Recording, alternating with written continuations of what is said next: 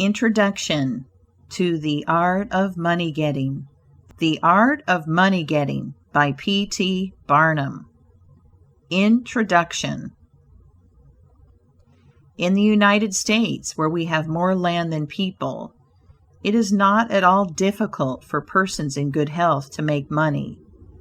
In this comparatively new field, there are so many avenues of success open, so many vocations which are not crowded, that any person of either sex who is willing, at least for the time being, to engage in any respectable occupation that offers, may find lucrative employment.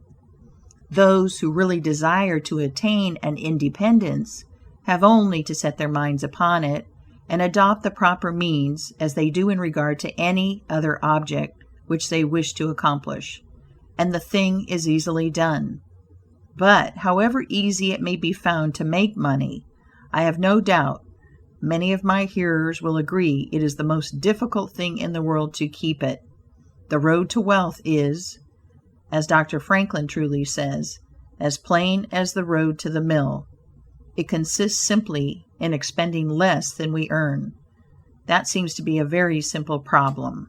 Mr. Micawber, one of those happy creations of the genial Dickens, puts the case in a strong light when he says that to have annual income of £20 per annum and spend £20 and sixpence is to be the most miserable of men, whereas to have an income of only £20 and spend but £19 and sixpence is to be the happiest of mortals.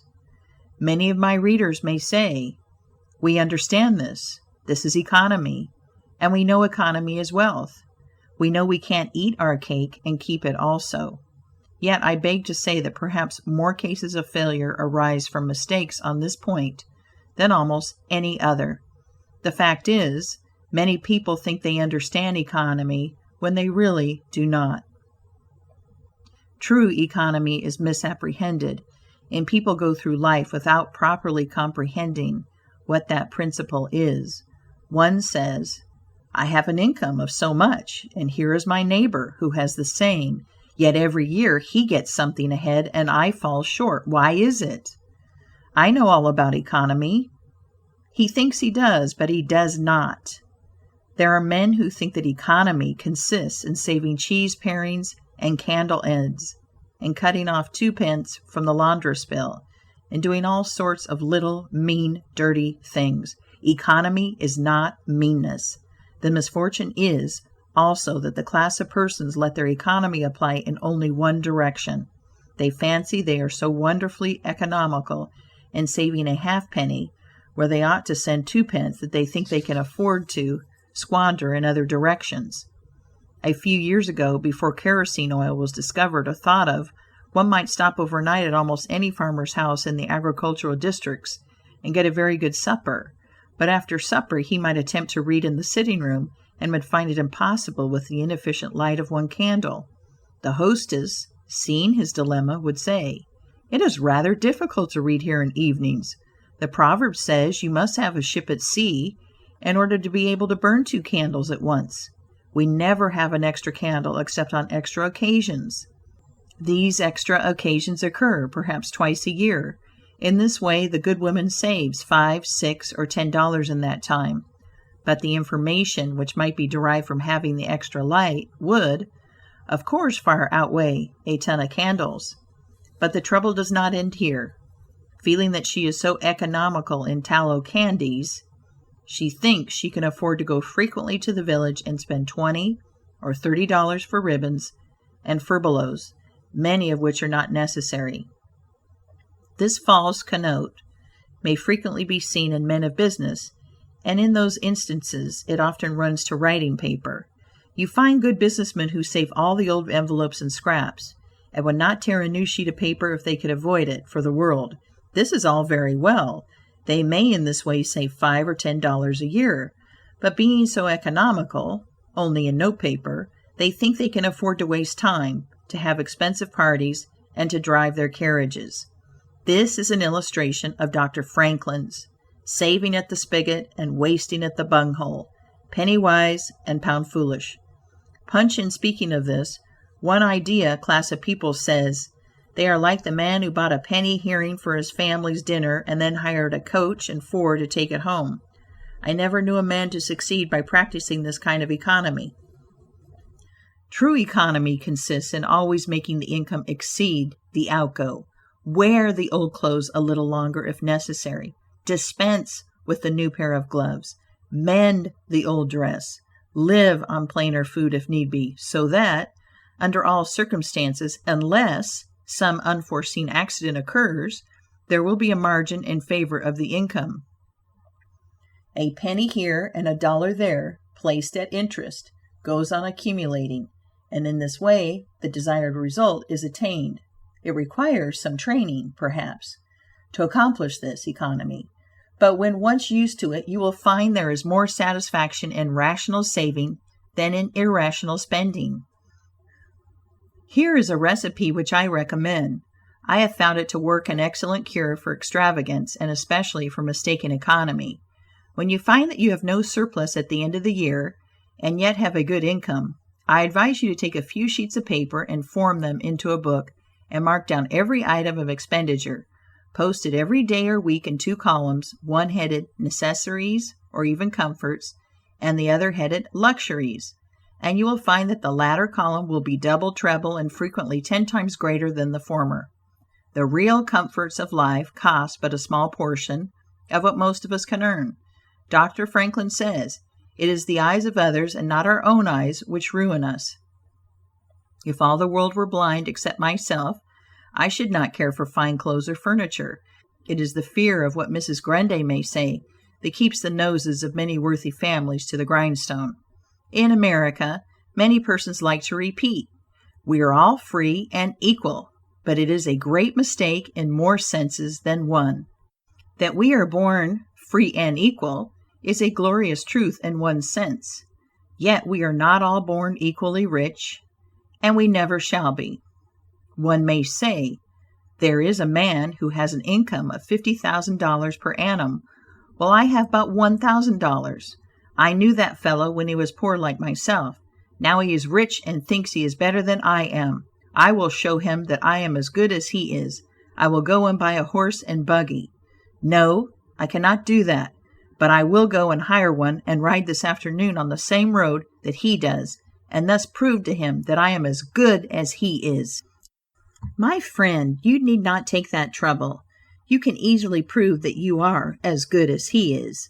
You have only to behave as well as he does, but you cannot make anybody believe that you are as rich as he is. Besides, if you put on these airs, waste your time and spend your money, your poor wife will be obliged to scrub her fingers off at home and buy her tea, 2 ounces at a time, and everything else in proportion, in order that you may keep up appearances, and, after all, deceive nobody.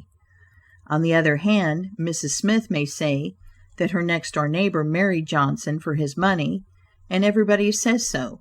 She has a nice $1,000 camel's hair shawl, and she will make Smith get her an imitation one, and she will sit in a pew right next to her neighbor in church, in order to prove that she is her equal. My good woman, you will not get ahead in the world if your vanity and envy thus take the lead. In this country, where we believe the majority ought to rule, we ignore that principle in regard to fashion, and let a handful of people, calling themselves the aristocracy, run up a false standard of perfection, and endeavoring to rise to that standard, we constantly keep ourselves poor, all the time digging away for the sake of outside appearances. How much wiser to be a law unto ourselves and say, we will regulate our outgo by our income and lay up something for a rainy day. People ought to be as sensible on the subject of money getting as on any other subject.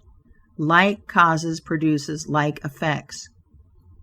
You cannot accumulate a fortune by taking the road that leads to poverty. It needs no prophet to tell us that those who live fully up to their means, without any thought of a reverse in this life, can never attain a pecuniary independence. Men and women accustomed to gratify every whim and caprice will find it hard, at first, to cut down their various unnecessary expenses, and will feel it a great self-denial to live in a smaller house, than they have been accustomed to, with less expensive furniture, less company, less costly clothing, fewer servants, a less number of balls, parties, theater goings, carriage ridings, pleasure excursions, cigar smokings, liquor drinkings, and other extravagances. But, after all, if they will try the plan of laying by a nest egg, or in other words, a small sum of money, at interest or judiciously invested in land, they will be surprised at the pleasure to be derived from constantly adding to their little pile, as well as from all the economical habits which are engendered by this course. The old suit of clothes and the old bonnet and dress will answer for another season. The croton or spring water tastes better than champagne. A cold bath and a brisk walk will prove more exhilarating than a ride in the finest coach. A social chat, an evening's reading in the family circle, or an hour's play of hunt the slipper and blind man's buff will be far more pleasant than a $50 or $500 party, when the reflection on the difference in cost is indulged in by those who begin to know the pleasures of saving. Thousands of men are kept poor, and tens of thousands are made so after they have acquired quite sufficient to support them well through life. In consequence of laying their plans of living on too broad a platform, some families expend $20,000. Some families expend $20,000 per annum and some much more, and would scarcely know how to live on less, while others secure more solid enjoyment frequently on a 20th part of that amount. Prosperity is a more severe ordeal than adversity, especially sudden prosperity. Easy come, easy go is an old and true proverb. A spirit of pride and vanity, when permitted to have full sway, is the undying cankerworm which gnaws the very vitals of a man's worldly possessions, let them be small or great, hundreds or millions. Many persons, as they begin to prosper, immediately expand their ideas and commence expending for luxuries, until in a short time their expenses swallow up their income, and they become ruined in their ridiculous attempts to keep up appearances and make a sensation. I know a gentleman of fortune who says that when he first began to prosper, his wife would have a new and elegant sofa. That sofa, he says, cost me $30,000. When the sofa reached the house, it was found necessary to get chairs to match, then sideboards, carpets, and tables to correspond with them, and so on through the entire stock of furniture, when at last it was found that the house itself was quite too small and old-fashioned for the furniture, and a new one was built to correspond with the new purchases. Thus, added my friend, summing up an outlay of $30,000 caused by that single sofa, and saddling on me, in the shape of servants, equipage, and the necessary expenses attendant upon keeping up a fine establishment, a yearly outlay of $11,000, and a target pinch at that, whereas 10 years ago we lived with much more real comfort, because with much less care, on as many hundreds. The truth is, he continued, that sofa would have brought me to inevitable bankruptcy, had not a most unexampled title to prosperity kept me above it, and had I not checked the natural desire to cut a dash. The foundation of success in life is good health. That is a substratum fortune. It is also the basis of happiness. A person cannot accumulate a fortune very well when he is sick. He has no ambition, no incentive, no force. Of course, there are those who have bad health and cannot help it. You cannot expect that such persons can accumulate wealth, but there are a great many in poor health who need not be so. If, then, sound health is the foundation of success and happiness in life, how important is it that we should study the laws of health, which is but another expression for the laws of nature. The nearer we keep to the laws of nature, the nearer we are to good health. And yet how many persons there are who pay no attention to natural laws, but absolutely transgress them, even against their own natural inclination. We ought to know that the sin of ignorance is never winked at in regard to the violation of nature's laws. Their infraction always brings the penalty. A child may thrust its finger into the flames without knowing it will burn, and so suffers repentance, even will not stop the smart. Many of our ancestors knew very little about the principle of ventilation. They did not know much about oxygen, whatever other gin they might have been acquainted with, and consequently they built their houses with little 7 by 9 feet bedrooms, and these good old pious Puritans would lock themselves up in one of these cells, say their prayers, and go to bed. In the morning they would devoutly return thanks for the preservation of their lives during the night, and nobody had better reason to be thankful. Probably some big crack in the window or in the door let in a little fresh air, and thus saved them. Many persons knowingly violate the laws of nature against their better impulses for the sake of fashion. For instance, there's one thing that nothing living except a vile worm ever naturally loved, and that is tobacco. Yet how many persons there are who deliberately train in a natural appetite, and overcome this implanted aversion for tobacco to such a degree that they get to love it. They have got hold of a poisonous, filthy weed, or rather that takes a firm hold of them. Here are married men who run about spitting tobacco juice on the carpet and floors, and sometimes even upon their wives' bedsides. They do not kick their wives out of doors like drunken men, but their wives, I have no doubt, often wish they were outside of the house. Another perilous feature is that this artificial appetite, like jealousy, grows by what it feeds on. When you love that which is unnatural, a stronger appetite is created for the hurtful thing than the natural desire for what is harmless. There is an old proverb which says that habit is second nature, but an artificial habit is stronger than nature. Take, for instance, an old tobacco chewer. His love for the quid is stronger than his love for any particular kind of food. He can give up roast beef easier than give up the weed. Young lads regret that they are not men. They would like to go to bed boys and wake up men. And to accomplish this, they copy the bad habits of their seniors. Little Tommy and Johnny see their fathers or uncles smoke a pipe, and they say, "If I could only do that, I would be a man too." Uncle John has gone out and left his pipe of tobacco. Let us try it. They take a match and light it, and then puff away. "We will learn to smoke. Do you like it, Johnny?" That lad dolefully replies, "Not very much. It tastes bitter." By and by he grows pale, but he persists, and he soon offers up a sacrifice on the altar of fashion. But the boys stick to it and persevere, until at last they conquer their natural appetites and become the victims of acquired tastes.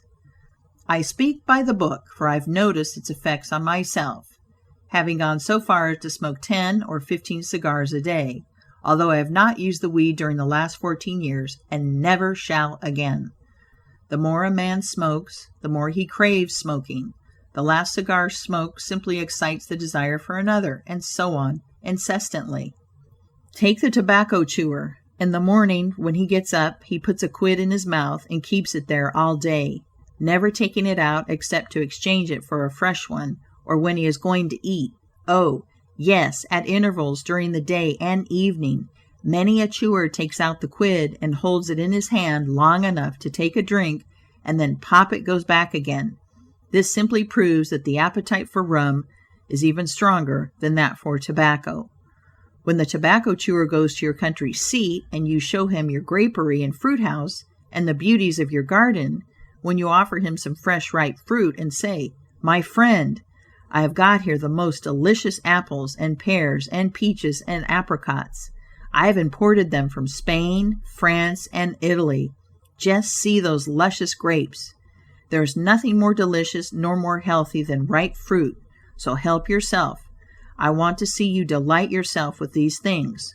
He will roll the dear quid under his tongue and answer, "No, I thank you. I have got tobacco in my mouth." His palate has become narcotized by the noxious weed, and he has lost, in a great measure, the delicate and inviolable taste for fruits. This shows what expensive, useless, and injurious habits men will get into. I speak from experience. I have smoked until I trembled like an aspen leaf.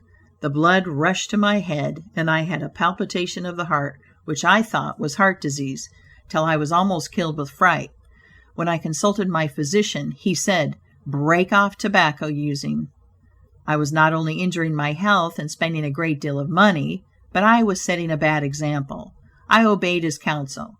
No young man in the world ever looked so beautiful as he thought he did behind a 15-cent cigar or a meerschaum. These remarks apply with tenfold force to the use of intoxicating drinks. To make money requires a clear brain. A man has got to see that 2 and 2 make 4.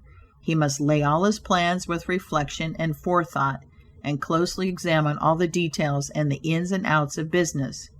As no man can succeed in business unless he has a brain to enable him to lay his plans and reason to guide him in their execution, so, no matter how bountifully a man may be blessed with intelligence, if the brain is muddled and his judgment warped by intoxicating drinks, it is impossible for him to carry on business successfully.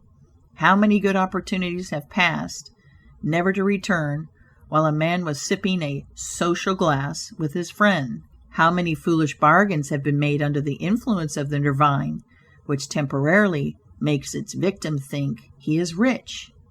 How many important chances have been put off until tomorrow, and then forever, because the wine cup has thrown the system into a state of lassitude, neutralizing the energy so essential to success in business? Verily, wine is a mocker. The use of intoxicating drinks as a beverage is as much an infatuation as is the smoking of opium by the Chinese, and the former is quite as destructive to the success of the businessman as the latter. It is an unmitigated evil, utterly indefensible in the light of philosophy, religion, or good sense. It is the parent of nearly every other evil in our country. End of introduction. Recording by Jill Preston. Chapter 1. Don't mistake your vocation. The safest plan, and the one most sure of success for the young man starting in life, is to select the vocation which is most congenial to his tastes. Parents and guardians are often quite too negligent in regard to this.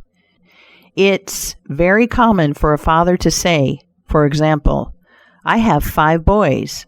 I will make Billy a clergyman, John a lawyer, Tom a doctor, and Dick a farmer." He then goes into town and looks about to see what he will do with Sammy. He returns home and says, "Sammy, I see watchmaking is a nice genteel business. I think I will make you a goldsmith." He does this, regardless of Sam's natural inclinations or genius. We are all, no doubt, born for a wise purpose. There is as much diversity in our brains as in our countenances. Some are born natural mechanics, while some have great aversion to machinery. Let a dozen boys of 10 years get together, and you will soon observe 2 or 3 are whittling out some ingenious device, working with locks or complicated machinery. When they were but 5 years old, their father could find no toy to please them like a puzzle. They are natural mechanics, but the other 8 or 9 boys have different aptitudes. I belong to the latter class. I never had the slightest love for mechanism. On the contrary, I have a sort of abhorrence for complicated machinery.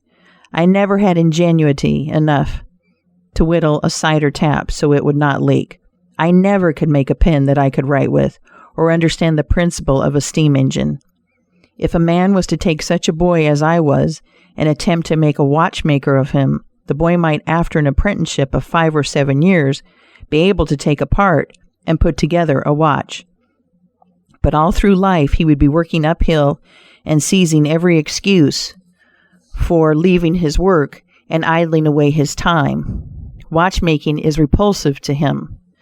Unless a man enters upon the vocation intended for him by nature and best suited to his peculiar genius, he cannot succeed.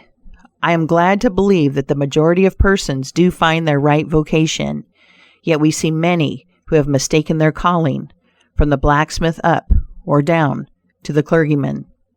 You will see, for instance, that extraordinary linguist, the learned blacksmith, who ought to have been a teacher of languages, and you may have seen lawyers, doctors, and clergymen who were better fitted by nature for the anvil or the lapstone.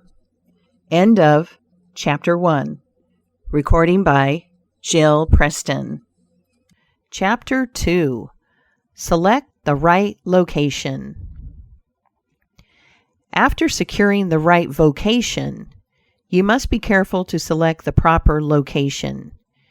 You may have been cut out for a hotel keeper, and they say it requires a genius to know how to keep a hotel. You might conduct a hotel like clockwork and provide satisfactorily for 500 guests every day. Yet, if you should locate your house in a small village where there is no railroad communication or public travel, the location would be your ruin. It is equally important that you do not commence business where there are already enough to meet all demands in the same occupation. I remember a case which illustrates this subject. When I was in London in 1858, I was passing down Holborn with an English friend and came to the penny shows. They had immense cartoons outside portraying the wonderful curiosities to be seen, all for a penny. Being a little in the show line myself, I said, "Let us go in here." We soon found ourselves in the presence of the illustrious showman, and he proved to be the sharpest man in that line I had ever met.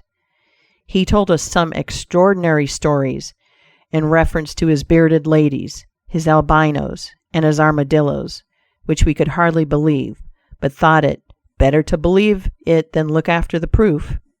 He finally begged to call our attention to some wax statuary, and showed us a lot of the dirtiest and filthiest wax figures imaginable. They looked as if they had not seen water since the deluge. "What is there so wonderful about your statuary?" I asked.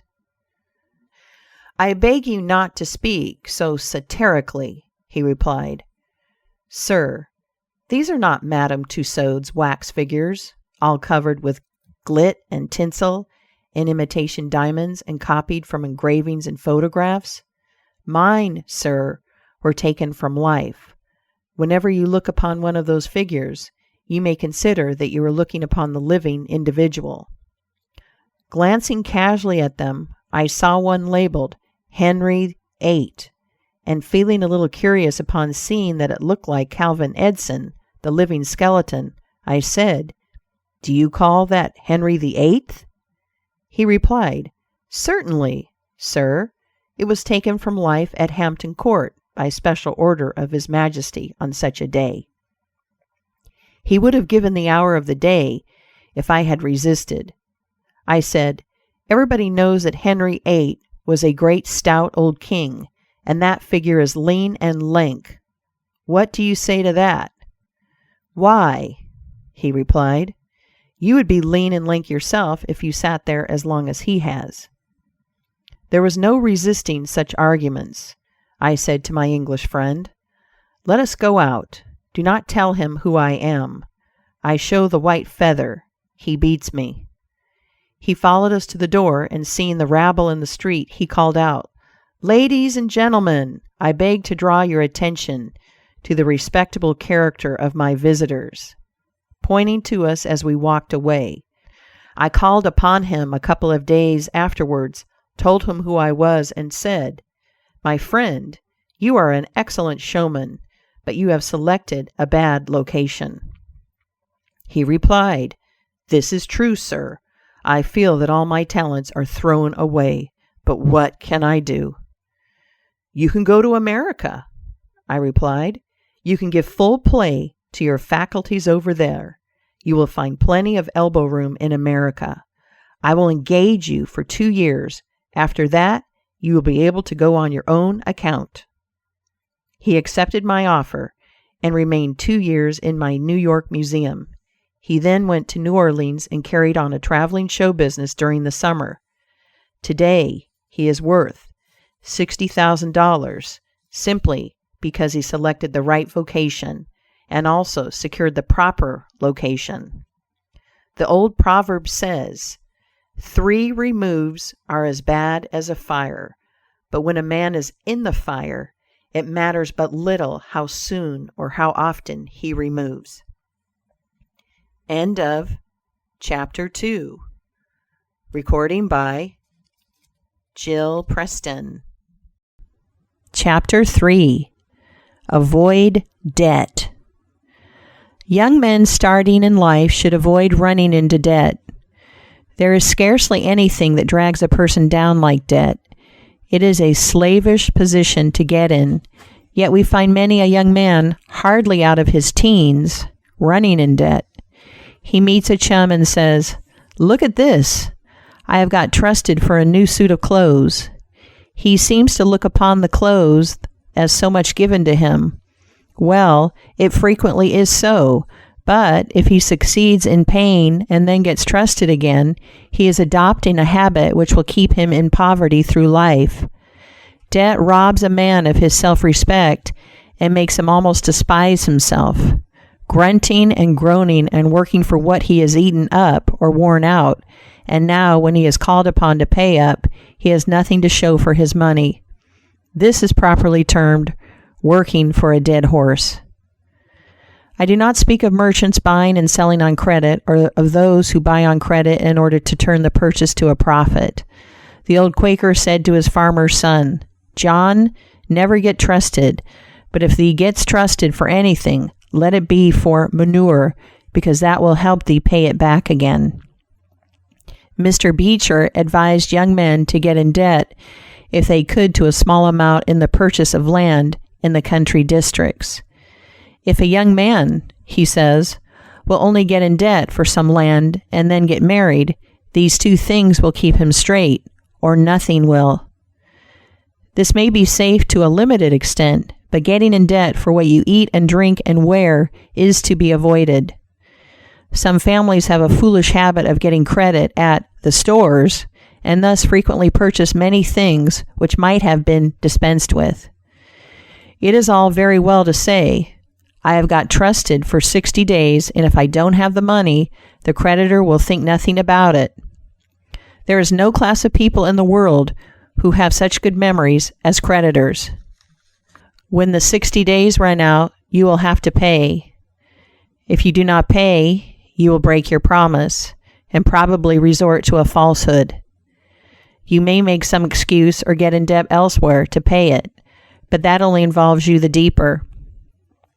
A good-looking, lazy young fellow, who was the apprentice boy, Horatio, his employer said, "Horatio, did you ever see a snail?"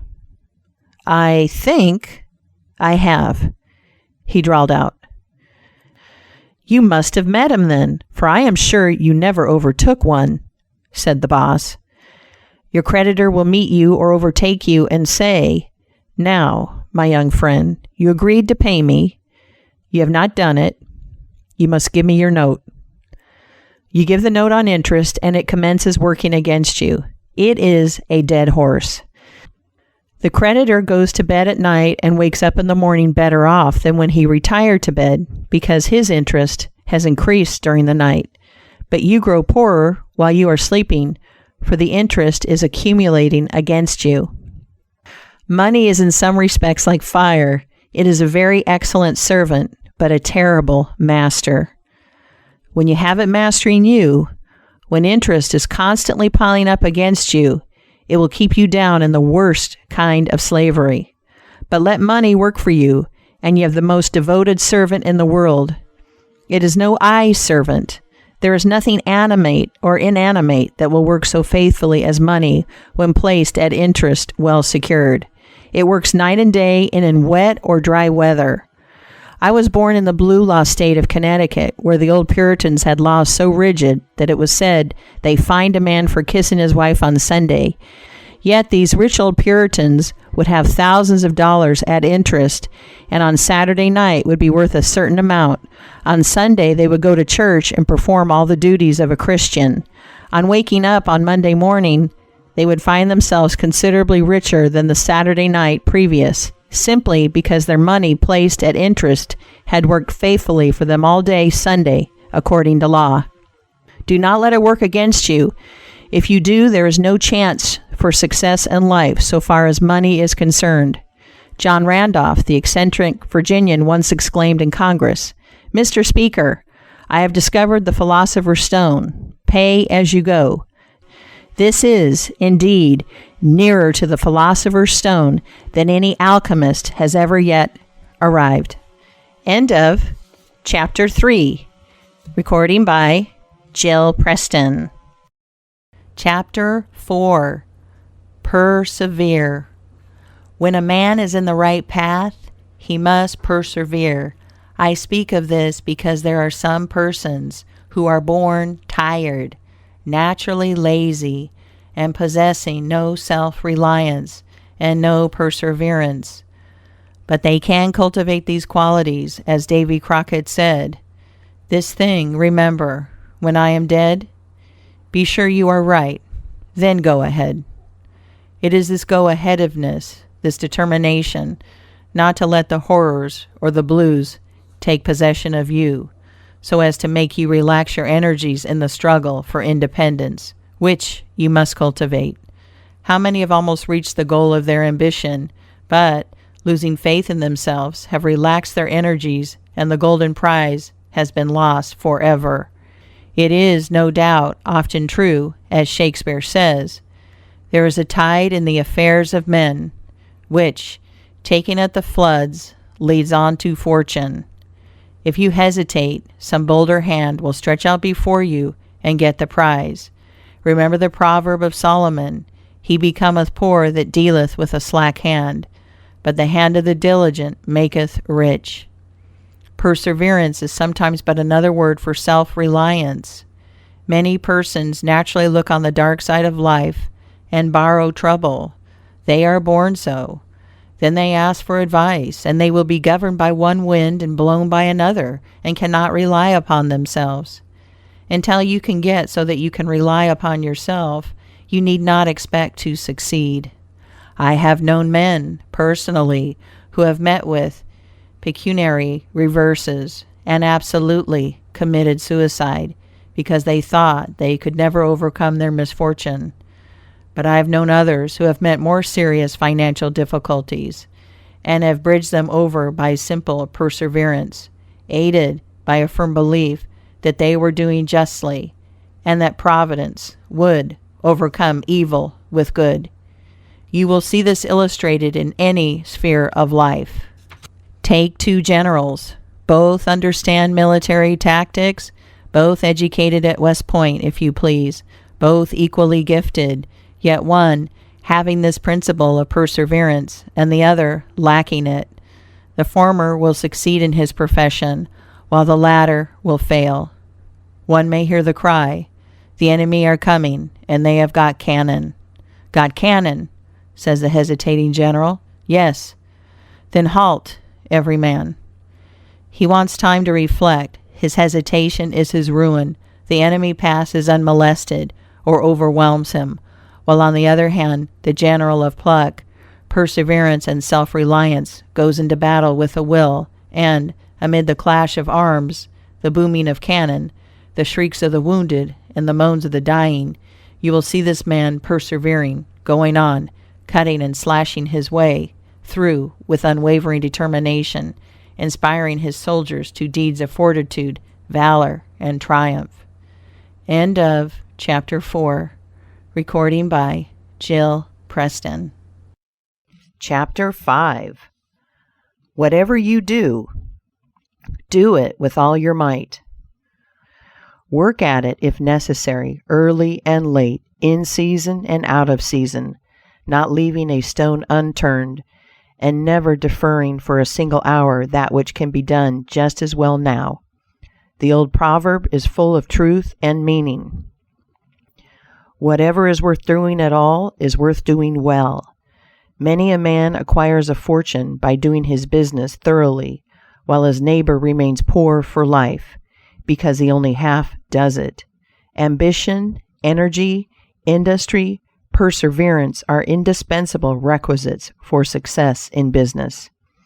Fortune always favors the brave, and never helps a man who does not help himself. It won't do to spend your time, like Mr. Micawber, in waiting for something to turn up. To such men, one of two things usually turns up: the poorhouse or the jail.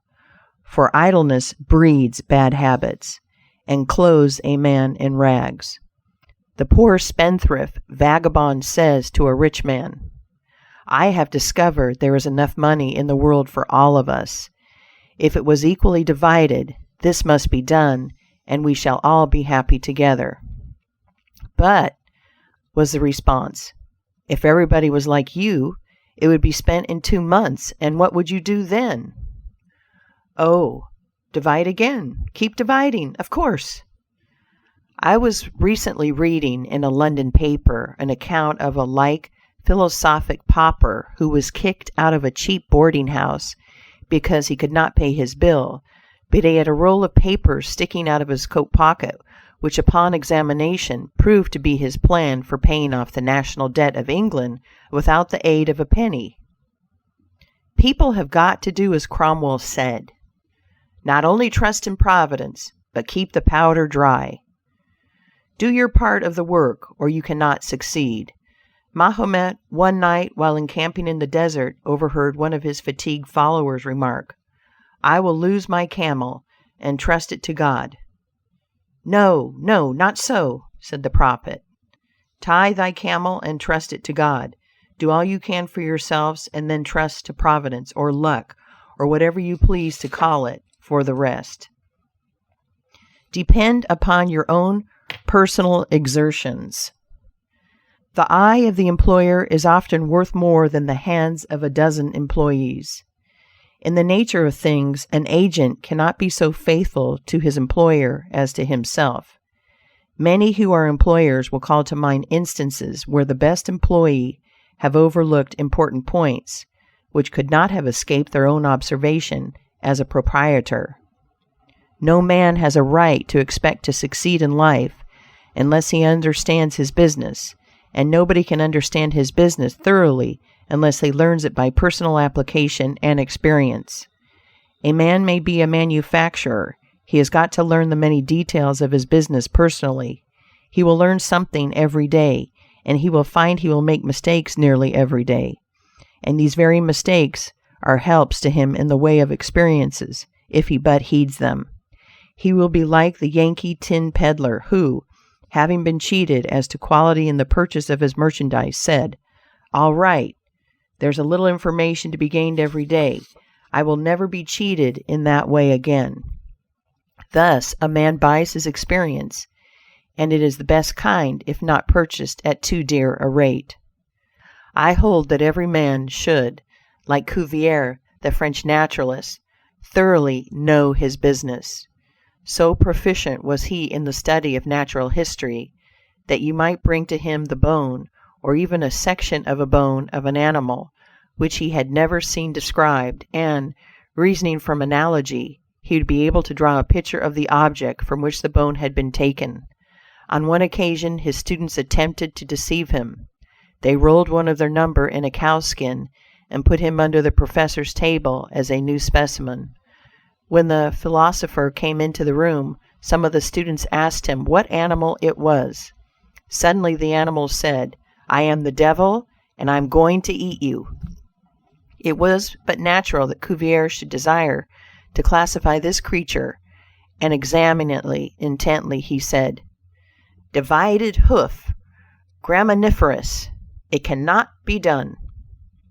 He knew that an animal with a split hoof must live upon grass and grain, or other kind of vegetation, and would not be inclined to eat flesh, dead or alive, so he considered himself perfectly safe. The possession of a perfect knowledge of your business is an absolute necessity in order to ensure success. Among the maxims of the elder, Rothschild was one, all apparent paradox: "Be cautious and bold." This seems to be a contradiction in terms, but it is not, and there is great wisdom in the maxim. It is, in fact, a condensed statement of what I have already said. It is to say, you must exercise your caution in laying your plans, but be bold in carrying them out. A man who is all caution will never dare to take hold and be successful, and a man who is all boldness is merely reckless and must eventually fail. A man may go on 'change and make $50,000 or $100,000 in speculating in stocks at a single operation, but if he has simple boldness without caution, it is mere chance, and what he gains today, he will lose tomorrow. You must have both the caution and the boldness to ensure success.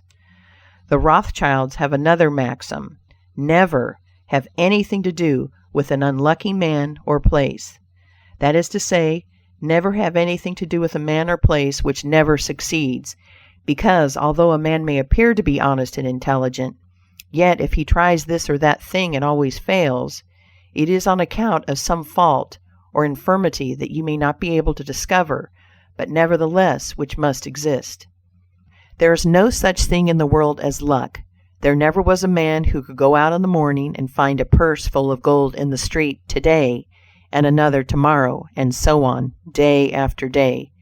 He may do so once in his life, but so far as mere luck is concerned, he is as liable to lose it as to find it.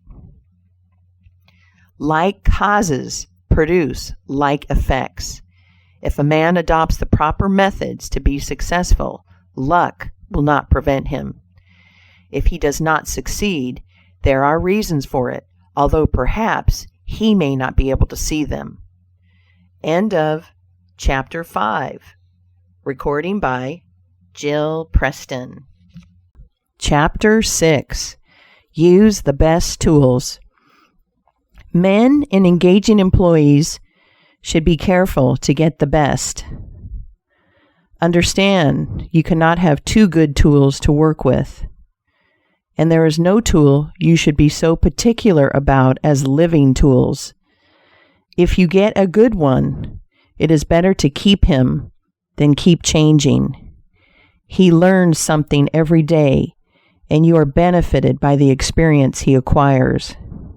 He is worth more to you this year than last, and he is the last man to part with, provided his habits are good and he continues faithful.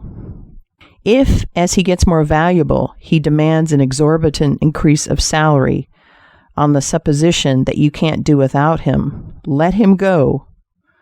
Whenever I have such an employee, I always discharge him first to convince him that his place may be supplied, and second, because he is good for nothing if he thinks he is invaluable and cannot be spared. But I would keep him, if possible, in order to profit from the result of his experience. An important element in an employee is the brain. You can see bills up. Hands wanted, but hands are not worth a great deal without heads. Mr. Beecher illustrates this in this wise. An employee offers his services by saying, "I have a pair of hands, and one of my fingers thinks." "That is very good," says the employer. Another man comes along and says, "He has two fingers that think." "Ah, that is better." But a third calls in and says that all his fingers and thumbs think. That is better still. Finally, another steps in and says, "I have a brain that thinks. I think all over. I am a thinking as well as a working man." "You are the man I want," says the delighted employer. Those men who have brains and experience are therefore the most valuable, and not to be readily parted with. It is better for them as well as yourself to keep them at reasonable advances in their salaries from time to time. End of Chapter 6. Recording by Jill Preston. Chapter 7. Don't get above your business. Young men, after they get through their business training or apprenticeship, instead of pursuing their avocation and rising in their business, will often lie about doing nothing. They say, "I have learned my business, but I am not going to be a hireling. What is the object of learning my trade or profession unless I establish myself?" "Have you capital to start with?" "No, but I'm going to have it." "How are you going to get it?" "I will tell you confidentially. I have a wealthy old aunt, and she will die pretty soon. But if she does not, I expect to find some rich old man who will lend me a few thousands to give me a start. If I only get the money to start with, I will do well." There is no greater mistake than when a young man believes he will succeed with borrowed money. Why? Because every man's experience coincides with that of Mr. Astor, who said, it was more difficult for him to accumulate his first $1,000 than all the succeeding millions that made up his colossal fortune. Money is good for nothing unless you know the value of it by experience. Give a boy $20,000 and put him in business, and the chances are that he will lose every dollar of it before he is a year older, like buying a ticket in the lottery and drawing a prize. It is easy come, easy go. He does not know the value of it. Nothing is worth anything unless it costs effort. Without self-denial and economy, patience and perseverance, and commencing with capital which you have not earned, you are not sure to succeed in accumulating. Young men, instead of waiting for dead man's shoes, should be up and doing, for there is no class of persons who are so unaccommodating in regard to dying as these rich old people, and it is fortunate for the expectant heirs that it is so. 9 out of 10 of the rich men of our country today started out in life as poor boys, with determined wills, industry, perseverance, economy, and good habits. They went on gradually, made their own money, and saved it, and this is the best way to acquire a fortune. Stephen Girard started life as a poor cabin boy and died worth $9 million. A.T. Stewart was a poor Irish boy, and he paid taxes on $1.5 million of income per year. John Jacob Astor was a poor farmer boy and died worth 20 millions. Cornelius Vanderbilt began life rowing a boat from Staten Island to New York. He presented our government with a steamship worth $1 million and died worth 50 million. There is no royal road to learning, says the proverb. I may say it is equally true. There is no royal road to wealth, but I think there is a royal road to both. The road to learning is a royal one, the road that enables the student to expand his intellect and add every day to his stock of knowledge, until in the pleasant process of intellectual growth he is able to solve the most profound problems, to count the stars, to analyze every atom of the globe, and to measure the firmament that is a regal highway, and it is the only road worth traveling. So, in regard to wealth, go on in confidence, study the rules, and above all things, study human nature, for the proper study of mankind is man, and you will find that while expanding the intellect and the muscles, your enlarged experience will enable you every day to accumulate more and more principle, which will increase itself by interest and otherwise, until you arrive at a state of independence. You will find, as a general thing, that the poor boys get rich and the rich boys get poor. For instance, a rich man at his decease leaves a large estate to his family. His eldest sons, who have helped him earn his fortune, know by experience the value of money, and they take their inheritance and add to it. The separate portions of the young children are placed at interest, and the little fellows are patted on the head and told a dozen times a day, "You are rich. You will never have to work.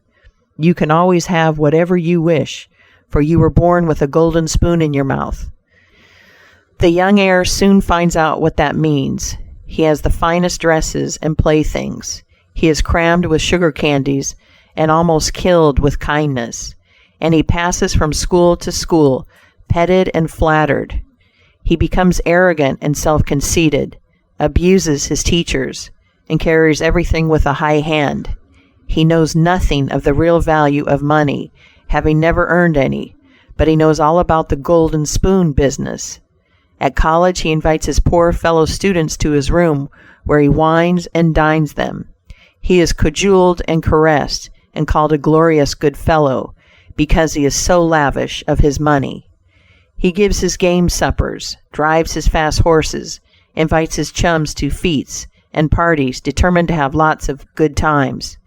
He spends the night in frolics and debauchery, and leads off his companions with the familiar song, "We won't go home till morning."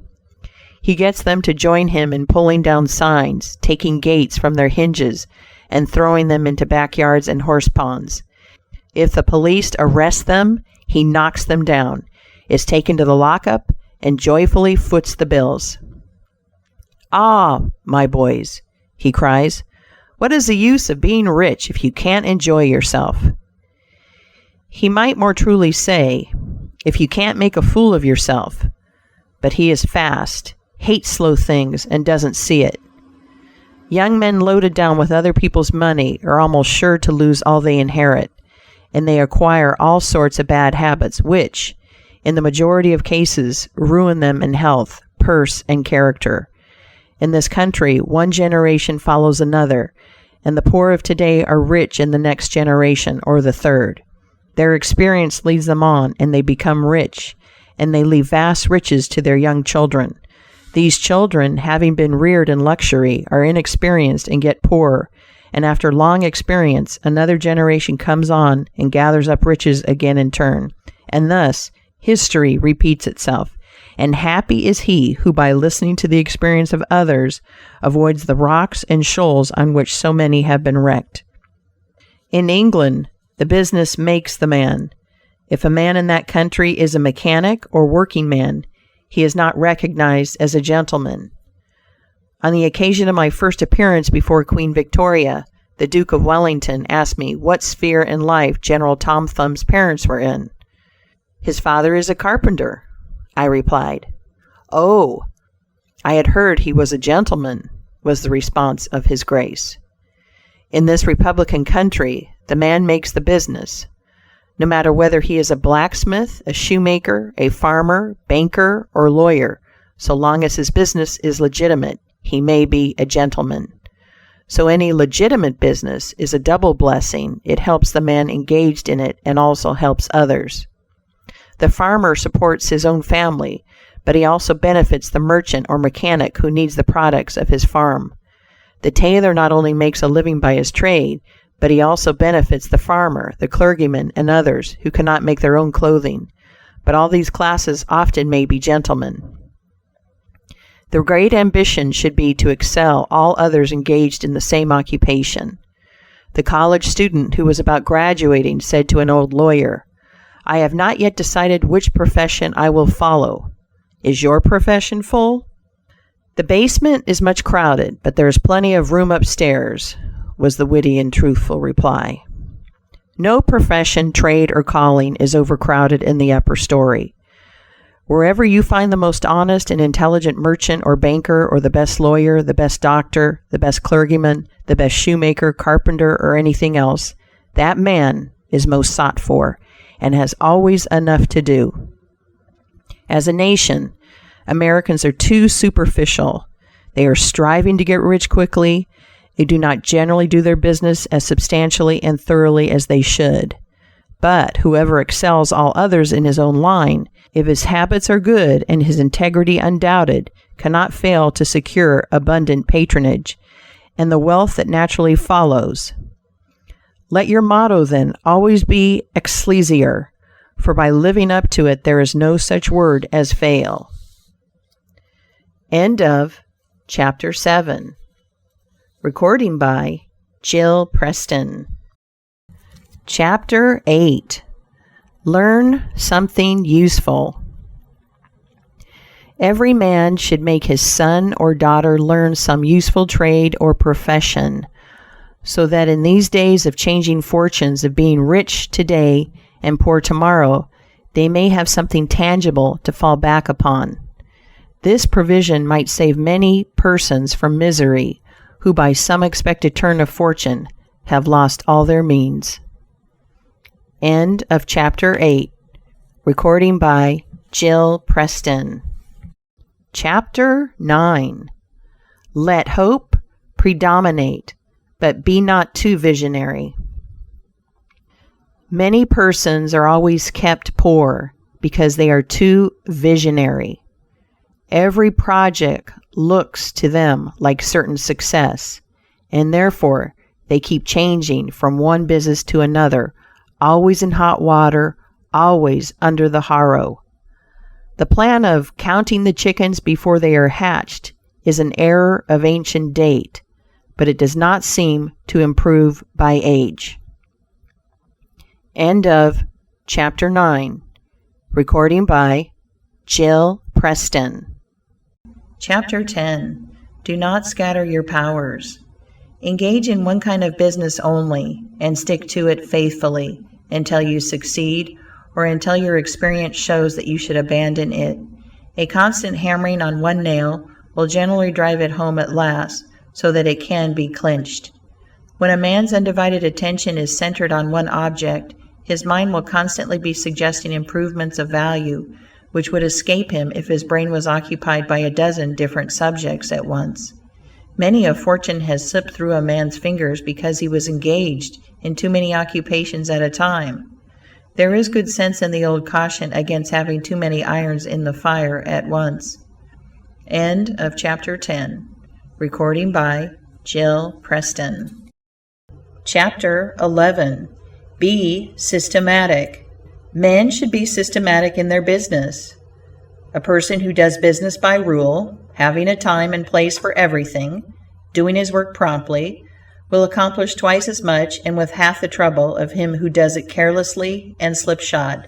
By introducing system into all your transactions, doing one thing at a time, always meeting appointments with punctuality, you find leisure for pastime and recreation, whereas the man who only half does one thing and then turns to something else and half does that will have his business at loose ends, and will never know when his day's work is done, for it never will be done. Of course, there is a limit to all these rules.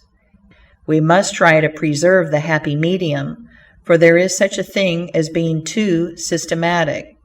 There are men and women, for instance, who put away things so carefully that they can never find them again. It is too much like the red tape formality at Washington and Mr. Dickens' circumlocution office, all theory and no result. When the Astor House was first started in New York City, it was undoubtedly the best hotel in the country. The proprietors had learned a great deal in Europe regarding hotels, and the landlords were proud of the rigid system which pervaded every department of their great establishment. When 12 o'clock at night had arrived and there were a number of guests around, one of the proprietors would say, "Touch that bell, John," and in 2 minutes 60 servants with a water bucket in each hand would present themselves in the hall. "This," said the landlord, addressing his guests, "is our fire bell. It will show you we are quite safe here. We do everything systematically." This was before the Croton water was introduced into the city, but they sometimes carried their system too far. On one occasion, when the hotel was thronged with guests, one of the waiters was suddenly indisposed, and although there were 50 waiters in the hotel, the landlord thought he must have his full complement or his system would be interfered with.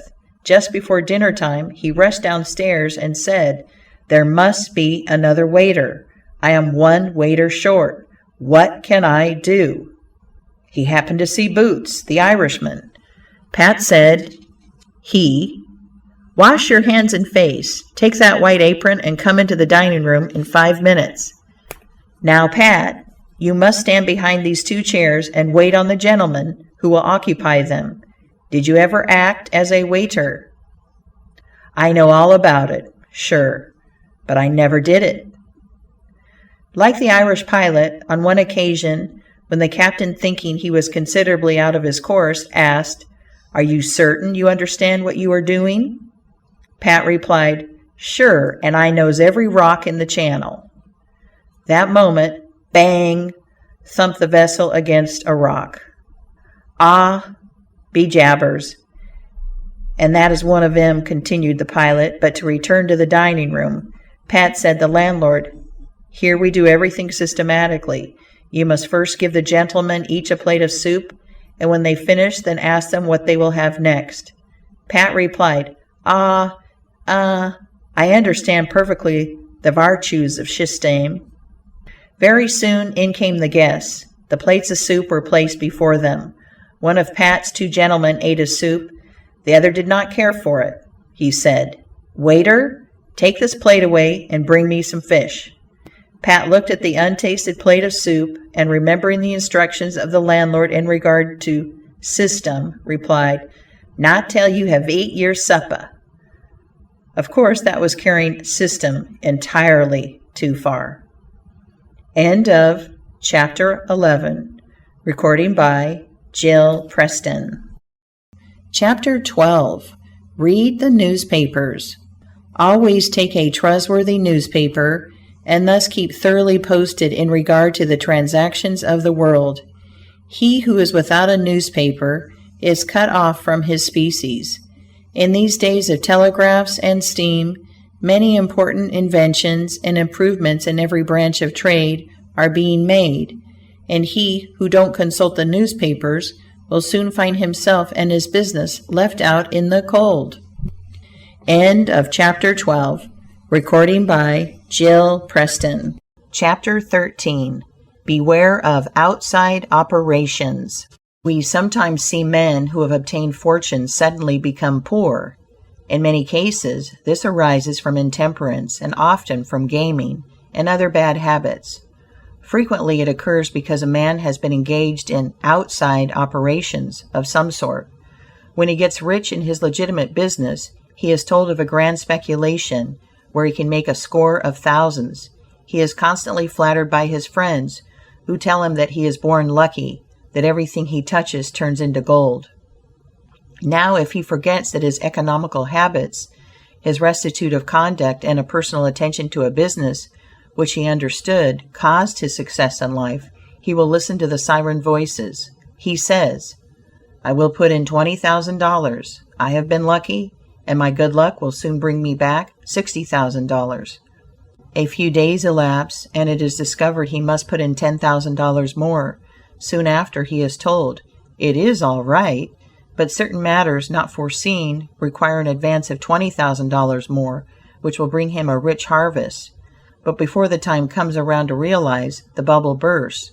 He loses all he is possessed of, and then he learns what he ought to have known at the first, that however successful a man may be in his own business, if he turns from that and engages ill a business which he don't understand, he is like Samson when shorn of his locks. His strength has departed, and he becomes like other men. If a man has plenty of money, he ought to invest something in everything that appears to promise success, and that will probably benefit mankind. But let the sums thus invested be moderate in amount, and never let a man foolishly jeopardize a fortune that he has earned in a legitimate way by investing it in things in which he has had no experience. End of chapter 13. Recording by Jill Preston. Chapter 14. Don't endorse without security. I hold that no man ought ever to endorse a note or become security for any man, be it his father or brother, to a greater extent than he can afford to lose and care nothing about, without taking good security. Here is a man that is worth $20,000. He is doing a thriving manufacturing or mercantile trade. You are retired and living on your money. He comes to you and says, "You are aware that I am worth $20,000 and don't owe a dollar. If I had $5,000 in cash, I could purchase a particular lot of goods and double my money in a couple of months. Will you endorse my note for that amount?" You reflect that he is worth $20,000, and you incur no risk by endorsing his note. You like to accommodate him, and you lend your name without taking the precaution of getting security. Shortly after, he shows you the note with your endorsement canceled, and tells you, probably truly, that he made the profit that he expected by the operation. You reflect that you have done a good action, and the thought makes you feel happy. By and by, the same thing occurs again, and you do it again. You have already fixed the impression in your mind that it is perfectly safe to endorse his notes without security. But the trouble is, this man is getting money too easily. He has only to take your note to the bank, get it discounted, and take the cash. He gets money for the time being without effort, without inconvenience to himself. Now mark the result. He sees a chance for speculation outside of his business. A temporary investment of only $10,000 is required. It is sure to come back before a note at the bank would be due. He places a note for that amount before you. You sign it almost mechanically, being firmly convinced that your friend is responsible and trustworthy. You endorse his notes as a matter of course. Unfortunately, the speculation does not come to a head quite as soon as was expected, and another $10,000 note must be discounted to take up the last one when due. Before this note matures, the speculation has proved an utter failure, and all the money is lost. Does the loser tell his friend, the endorser, that he has lost half of his fortune? Not at all. He don't even mention that he has speculated at all, but he has got excited. The spirit of speculation has seized him. He sees others making large sums in this way. We seldom hear of the losers. And, like other speculators, he looks for his money where he loses it. He tries again. Endorsing notes has become chronic with you, and at every loss he gets your signature for whatever amount he wants. Finally, you discover your friend has lost all of his property and all of yours. You are overwhelmed with astonishment and grief, and you say, "It is a hard thing. My friend here has ruined me." But you should add, "I have also ruined him." If you had said in the first place, "I will accommodate you, but I never endorse without taking ample security," he could not have gone beyond the length of his tether, and he would never have been tempted away from his legitimate business. It is a very dangerous thing, therefore, at any time, to let people get possession of money too easily. It tempts them to hazardous speculations, if nothing more. Solomon truly said, "He that hateth suretiship is sure." So with the young man starting in business, let him understand the value of money by earning it. When he does understand its value, then grease the wheels a little in helping him to start business. But remember, men who get money with too great facility cannot usually succeed. You must get the first dollars by hard knocks and at some sacrifice in order to appreciate the value of those dollars. End of Chapter 14. Recording by Jill Preston. Chapter 15. Advertise your business. We all depend more or less upon the public for our support. We all trade with the public: lawyers, doctors, shoemakers, artists, blacksmiths, showmen, opera stagers, railroad presidents, and college professors. Those who deal with the public must be careful that their goods are valuable, that they are genuine, and will give satisfaction. When you get an article which you know is going to please your customers, and that when they have tried it they will feel they have got their money's worth, then let the fact be known that you have got it. Be careful to advertise it in some shape or other, because it is evident that if a man has ever so good an article for sale, and nobody knows it, it will bring him no return. In a country like this, where nearly everybody reads, and where newspapers are issued and circulated in editions of 5,000 to 200,000, it would be very unwise if this channel was not taken advantage of to reach the public in advertising. A newspaper goes into the family and is read by wife and children, as well as the head of the home. Hence hundreds and thousands of people may read your advertisement while you are attending to your routine business. Many perhaps read it while you are asleep. The whole philosophy of life is first sow, then reap. That is the way the farmer does. He plants his potatoes and corn, and sows his grain, and then goes about something else, and the time comes when he reaps. But he never reaps first and sows afterwards. This principle applies to all kinds of business, and to nothing more eminently than to advertising. If a man has a genuine article, there is no way in which he can reap more advantageously than by sowing to the public in this way. He must, of course, have a really good article, and one which will please his customers. Anything spurious will not succeed permanently, because the public is wiser than many imagine. Men and women are selfish, and we all prefer purchasing where we can get the most for our money, and we try to find out where we can most surely do so. You may advertise a spurious article and induce many people to call and buy at once, but they will denounce you as an impostor and swindler, and your business will gradually die out and leave you poor. This is right. Few people can safely depend upon chance custom. You all need to have your customers return and purchase again. A man said to me, "I have tried advertising. It did not succeed. Yet I have a good article." I replied, My friend, there may be exceptions to a general rule, but how do you advertise? I put it in a weekly newspaper 3 times and paid $1.50 for it, I replied. Sir, advertising is like learning. A little is a dangerous thing. A French writer says that the reader of a newspaper does not see the first mention of an ordinary advertisement. The second insertion he sees, but does not read. The third insertion he reads. The fourth insertion he looks at the price. The fifth insertion he speaks of it to his wife. The sixth insertion he is ready to purchase. And the seventh insertion he purchases. Your object in advertising is to make the public understand what you have got to sell. And if you have not the pluck to keep advertising until you have imparted that information, all the money you have spent is lost. You are like the fellow who told the gentleman if he would give him 10 cents, it would save him $1. How can I help you so much with so small a sum? Asked the gentleman in surprise.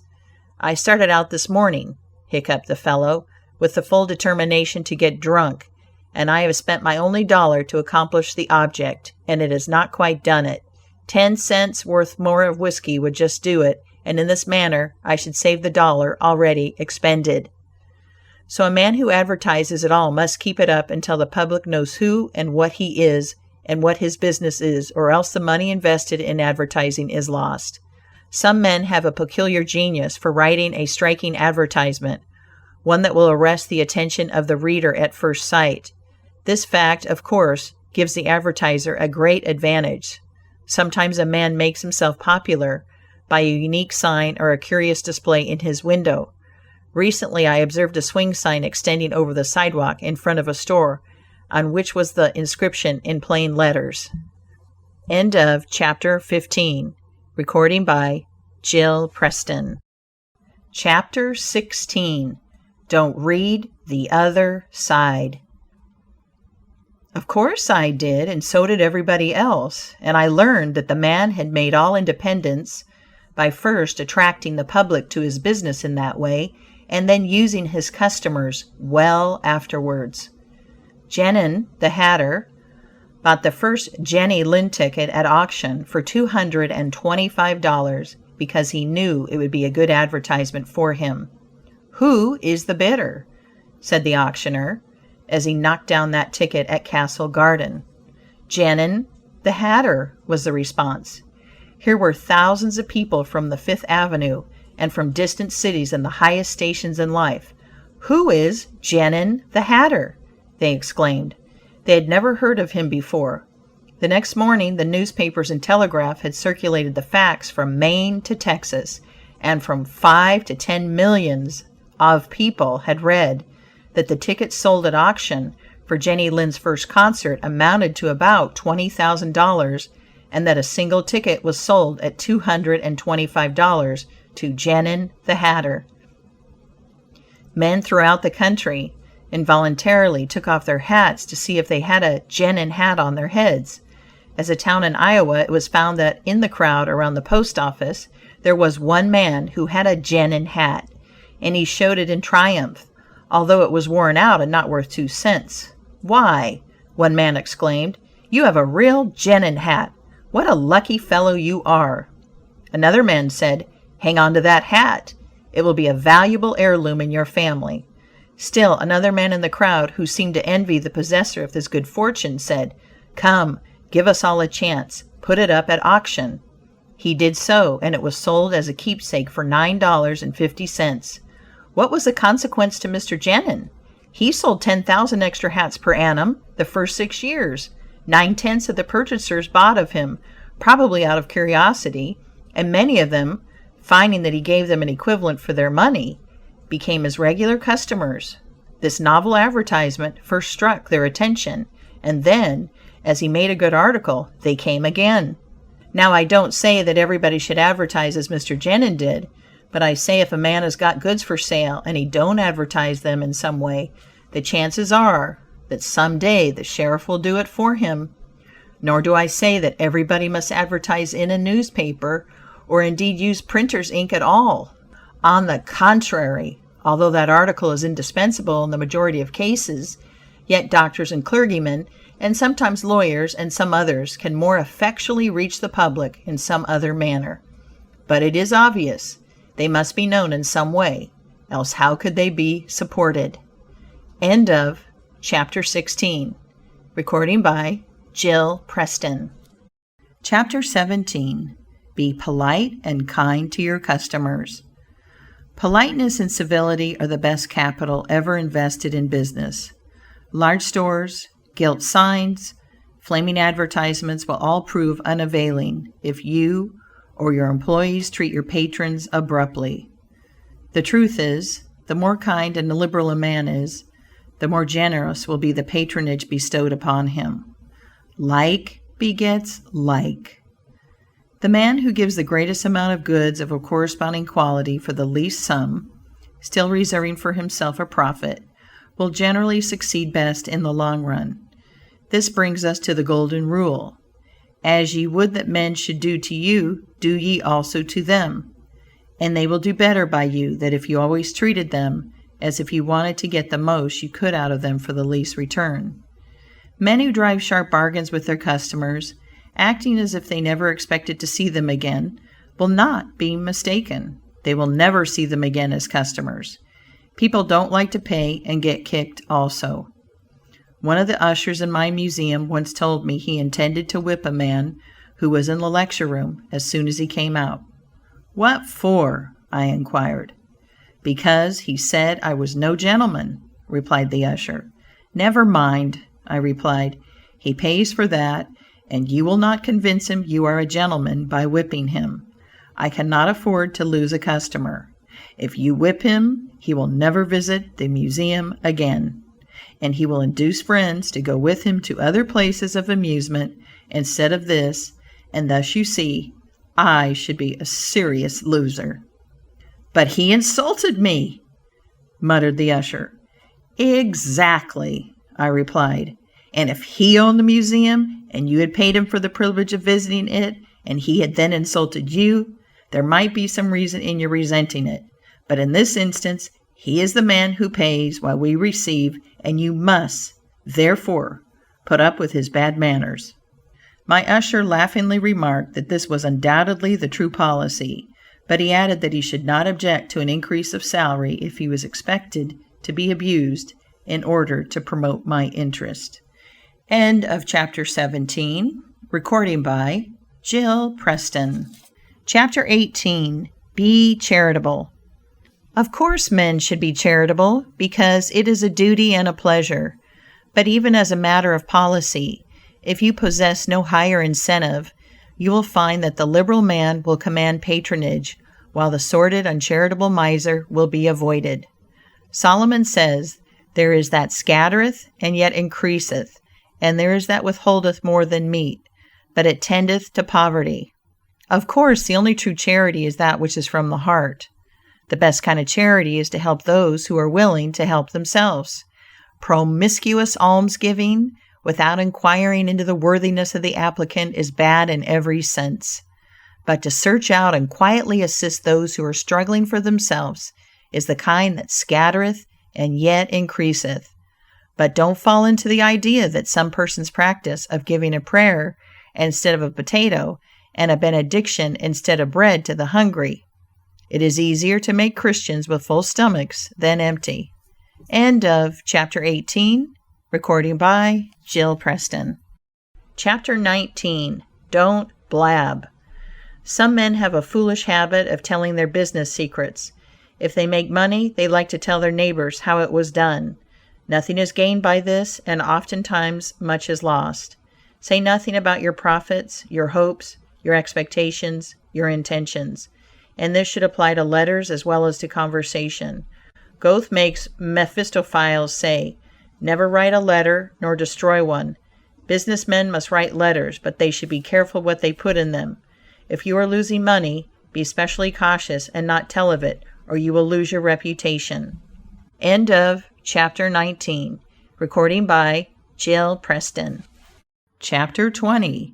Preserve your integrity. It is more precious than diamonds or rubies. The old miser said to his sons, "Get money, Get it honestly if you can, but get money. This advice was not only atrociously wicked, but it was the very essence of stupidity.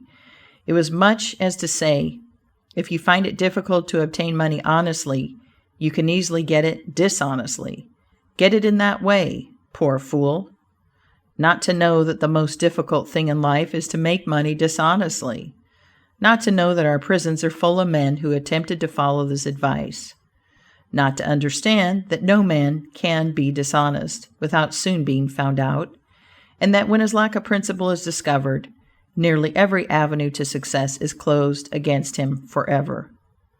The public very properly shun all whose integrity is doubted.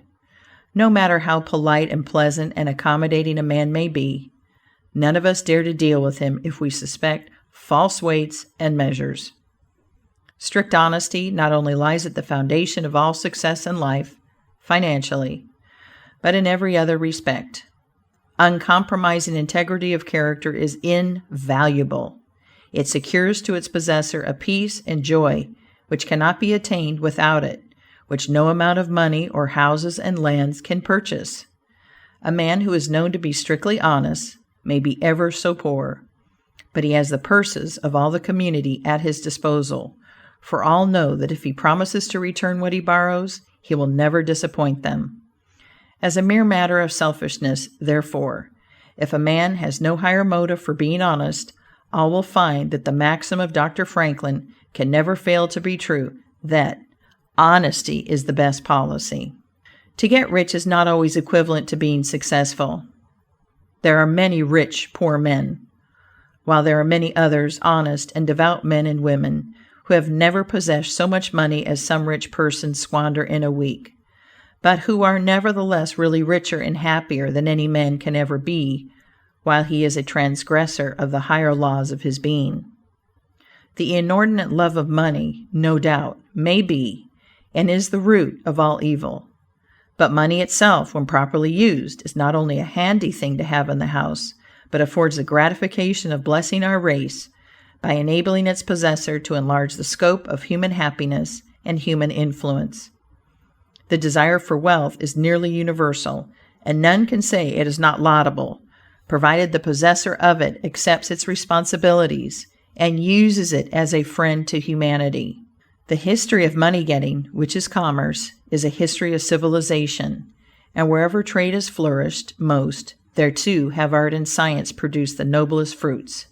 In fact, as a general thing, money-getters are the benefactors of our race. To them, in a great measure, are we indebted for our institutions of learning and of art, our academies, colleges, and churches. It is no argument against the desire for, or the possession of wealth, to say that there are sometimes misers who hoard money only for the sake of hoarding, and who have had no higher aspiration than to grasp everything which comes within their reach. As we have sometimes hypocrites in religion and demagogues in politics, so there are occasionally misers among money-getters. These, however, are only exceptions to the general rule.